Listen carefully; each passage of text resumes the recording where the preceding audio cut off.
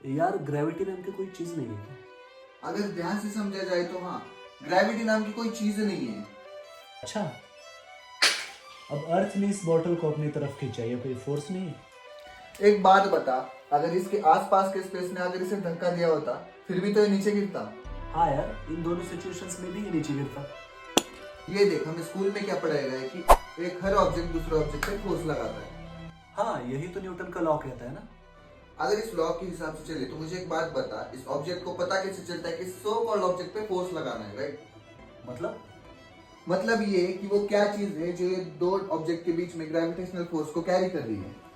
अभी देख, ये एक ऑब्जेक्ट इस दूसरे ऑब्जेक्ट पर एक फोर्स लगाता है। पर क्यों लगाता है?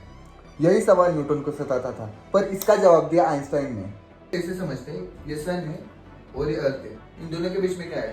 प्यार? नहीं रे पागल, अरे पता है, स्पेस है। देख, आइंस्टाइन ने यही सोचा कि इन दो ऑब्जेक्ट के बीच में स्पेस, की स्पेस को इस ग्रेविटेशनल फोर्स की इंफॉर्मेशन कैरी करनी चाहिए, और इसी थॉट ऑफ एक्सपेरिमेंट के साथ आगे चल के उसने डेवलप करी थ्योरी ऑफ रिलेटिविटी, जिसने दुनिया को यह साबित किया कि ग्रेविटी कोई फोर्स ही नहीं है, बल्कि ये इफेक्ट पैदा होता है स्पेस टाइम कर्वेचर के मुड़ने से। मगर क्या है स्पेस टाइम कर्वेचर? क्या है ये फैब्रिक? कैसे मुड़ता है स्पेस? मुझे तो आसपास कुछ मुड़ा हुआ नजर ही नहीं आ रहा। जरूरी नहीं कि जो चीज दिखाई दे वो सच्ची हो। आंखें धोखा खा सकती है, बट मैथमेटिक्स नहीं। मगर कैसे कोई मास किसी स्पेस टाइम कर्वेचर को मोड़ देता है? इसका जवाब है हमारे पास।